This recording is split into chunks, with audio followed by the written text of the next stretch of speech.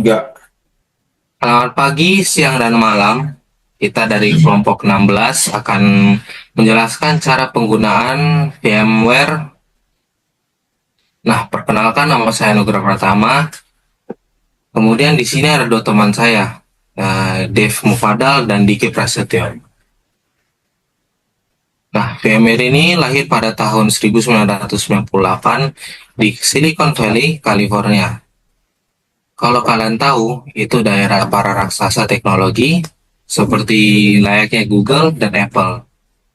Nah, VMware ini dibuat sama tim engineer yang mempunyai ide. Kenapa sih komputer komputer cuma bisa jalanin satu sistem operasi doang? Kenapa nggak banyak? Nah, dari situ idenya mereka mengembangkan teknologi buat bikin satu perangkat keras yang bisa menjalankan banyak sistem operasi sekaligus. Jadi gini, VMware itu sebenarnya salah satu perusahaan teknologi yang fokus banget di dua hal utama, yaitu virtualisasi dan cloud computing. Intinya, mereka bikin teknologi yang memungkinkan satu perangkat keras, entah itu laptop, PC, atau server gede, bisa dijalankan banyak sistem operasi atau aplikasian secara bersamaan. Semua itu dilakukan pakai yang namanya virtual machine, yang disingkat VM. Bayangin aja, biasanya satu komputer bisa menjalankan satu Windows doang kan? Tapi kalau kita menggunakan VMware, kita bisa pecahkan komputer itu jadi beberapa komputer virtual yang masing-masing bisa dijalankan sistem operasinya layaknya Windows, Linux, bahkan macOS. Ini ngebantu banget buat pengujian software pengembangan aplikasi atau hematnya perangkat keras yang buat perusahaan untuk tidak mengeluarkan banyak biaya lagi. Nah, selain itu, VMware ini juga ngebantu banget buat perusahaan kayaknya yang punya data center atau maupun mau pindah ke cloud. Mereka bisa mengelola server secara efisien, fleksibel, dan yang penting aman banget. Jadi, daripada beli banyak perangkat keras, mereka cukup pakai satu server gede, terus dipecahkan jadi banyak server virtual. Dengan ini, perusahaan lebih hemat ruang, hemat biaya, dan gampang banget dikelola oleh mereka. Pokoknya, PR ini ibaratnya seperti alat sulap buat bikin infrastruktur IT jadi lebih canggih, hemat, dan lebih modern. Kalau kalian serius di dunia IT, teknologi kayak ini bakalan sering banget dipakai.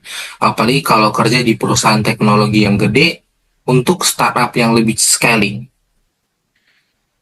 Nah, untuk bagian cara penggunaan VMware akan dijelaskan oleh teman saya, Dev dan Diki. Oke, jadi di sini pertama saya akan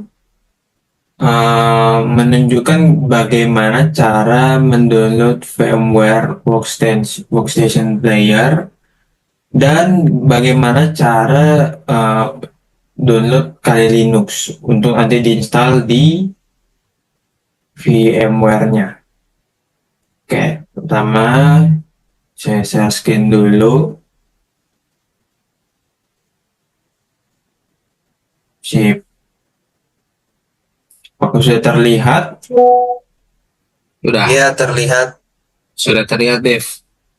Oke, pertama di sini kita cari untuk VMware-nya. Ya, download VMware Workstation Player. Oke, nah di sini kita nggak ngambil dari yang websitenya officialnya karena di website officialnya itu udah nggak ada lagi untuk produknya. Jadi di sini kita ngambilnya dapatnya dari Reddit. Masih ada yang nyimpen untuk database-nya. Oke, di sini kita pilih yang VMware Player.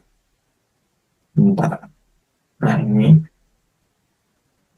Nah, lalu untuk versinya kita pilih yang paling terbaru atau yang paling akhir update-nya. Di sini itu versi 17.6.2. Selanjutnya yang ini. Lalu, nah, di sini ada dua versi ya. Di sini ada untuk kalau misal laptop kalian makainya Linux, buat OS-nya kalian bisa pilih yang Linux. Nah, untuk yang Windows, kalau misal laptop kalian pakai OS-nya Windows, bisa pakai yang Windows ini. Nah, lalu selanjutnya Core. Nah, untuk VMware-nya pilih yang .exe ini ya, VMware Player.exe. Tar. Nah, lalu bisa download di sini. Oke, selanjutnya akan dijelaskan oleh Diki. Oke, jadi kalau nanti sudah terinstall VMware-nya, nanti tampilannya itu akan seperti ini. Sebentar.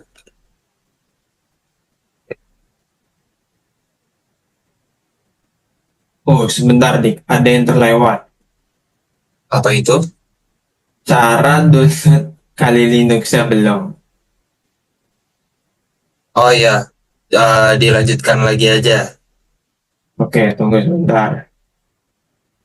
Nah, oke. Sekarang untuk Kali Linuxnya di sini kan kita dalam VMware itu belum ada OS-nya ya. Jadi kita harus download OS-nya itu beda sendiri. Jadi kita harus download dulu untuk di sini kita pakainya Kali Linux. Berarti download carinya download Kali Linux. Nah, sini kita pilih yang Get Kali.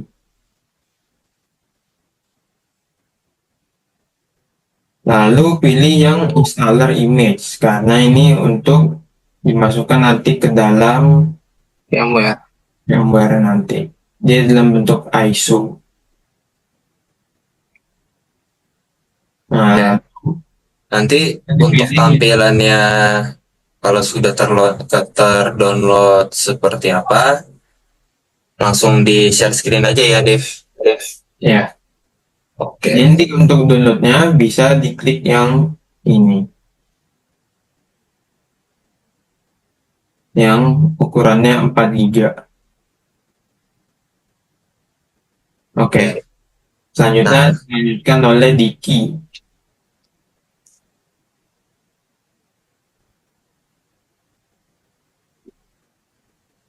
Oke, silakan share screen-nya. sudah terlihat ya? Sudah. Sip. Oke. Nah, ini tuh tampilan kalau misalkan kita sudah mendownload VMware-nya dan juga di dalamnya itu udah terinstall Kali Linux sebagai OS-nya. Nah, sebelum dilanjutin, sebelum kita login nih, atau nanti pas login itu kita bisa setting dulu VMware-nya seperti kayak kita setting PC kita. Cuman di sini karena ini virtual, kita settingnya gampang aja. Nah, di sini ada memori. Oke, memori ini itu dia basicnya adalah RAM. Nah, biasanya supaya VMware-nya bekerja dengan optimal itu menggunakan setengah RAM dari PC utama kita. Contoh kalau di PC saya RAM-nya 8, nanti saya tinggal ubah aja ke 4 supaya dia optimal. Jadi setengah dari RAM kita. Terus di prosesor itu untuk kita bisa taruh ada berapa core yang kita mau di dalam nanti ketika firmware-nya dijalankan. Nah, core-nya berapa penentuannya juga sama. Dari berapa core yang prosesor PC utama kita punya, nanti tinggal kita pilih aja mau berapa. Nah, terus nanti di terakhir itu ada hard disk ini tuh simple. Dia itu untuk menyimpan data-data atau semua yang sifatnya kita download nanti di dalam OS-nya, di dalam VMware-nya. Oke. Nah, kalau untuk login awal-awal gampang aja. Tinggal masukin username sama password. Itu untuk defaultnya ya. Ya, betul. Nah, nanti tampilan utama OS-nya seperti ini. Ini adalah OS Linux nih. Nah, OS Linux ini kenapa kita gunakan terutama di kami bertiga karena kami ini mahasiswa dari bidang cyber security. Jadi memang untuk penggunaan OS yang sangat sesuai dengan kami itu kami gunainnya Kali Linux karena dia open source dan sudah ada terinstall beberapa tools-tools cyber security yang kami perlukan. Dan juga nanti kalau ada tools-tools eksternal yang harus diinstal, biasanya kami lakukannya di dalam Kali Linux ini, di dalam VMware ini. Kenapa? Karena supaya tidak mengganggu file-file dan folder lainnya yang ada di PC utama kami. Oke, jadi contohnya itu ada apa? Nah, di sini tuh contoh misalkan kalau kita mau menggunakan tool cyber security itu salah satunya misalkan Wireshark untuk membaca file PCAP. Nah, ini sudah terinstall. Terus kalau kita mau menggunakan Pursuit sudah terinstall juga. Nah, atau mungkin hal sesimpel untuk ngecek ping atau segala macam kita bisa ada Nmap atau Zenmap ini untuk ngecek suatu IP biasanya apakah punya hidden port atau tidak segala macam. Itu bisa lihat dari sini. Nah, terus kegiatan kami ini biasanya hampir 90% itu dilakukan di terminal. Oke, nah terminal ini itu sebenarnya visualnya adalah visual terminal dari home yang ada di sini. Contoh, misalkan untuk awal-awal kita bisa komen ls. Ls ini untuk ngelist direktori apa aja yang ada di dalam OS kita. Nah, di sini kan ada banyak. Kayak ada contoh, ada desktop, ada apa. Nah, contoh misalkan kita ingin membuat suatu direktori baru, itu kita bisa gunain komen mkdir, misalkan contoh 2. Oke.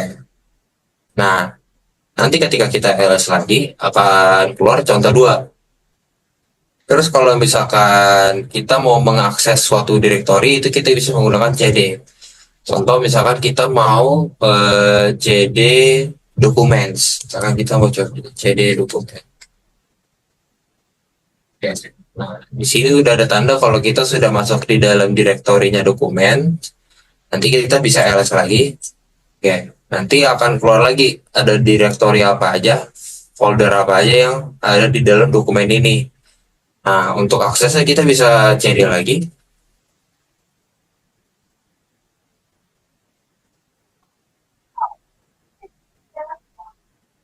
Nah, nanti ketika sudah di dalam kita bisa ls lagi. Kita akan dilihat nih. Nah, jadi prosesnya itu hanya akan berlanjut seperti itu. Ini adalah sebuah langkah basic untuk kalau kita mau mengakses atau membuat suatu direktori di dalam Kali Linux kita. Nah, nanti kalau kita ingin kembali, kita tinggal cd titik 2. Oke. Nah, ini akan kembali ke satu previous path kita. Nanti kita bisa cd titik-titik lagi. Nah, ini akan kembali ke utama. Tuh. Nah, selain ini sih biasanya bisa juga digunakan untuk membuat atau membaca file. Kalau membuat itu biasanya nano. Terus kalau untuk membaca itu kita biasanya menggunakan cat. Itu contohnya misal seperti ini. Nah, di sini kenapa nggak bisa dibuka? Karena dia sifatnya itu file belakangnya masih FATX. Nanti akan ada caranya sendiri lagi untuk buka FATX. Biasanya cat itu digunakan untuk membuka file txt atau paling umum sih txt. Cuman terkadang mungkin ada juga file JSON. Ya, betul. Seperti itu paling kurang lebih untuk tutorial cara basic banget untuk menjalankan Kali Linux di dalam VMware kita. Seperti itu. Oke.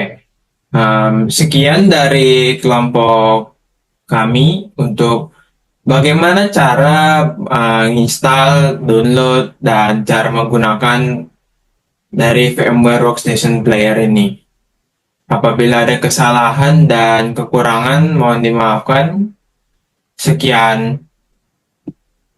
Terima Terima kasih.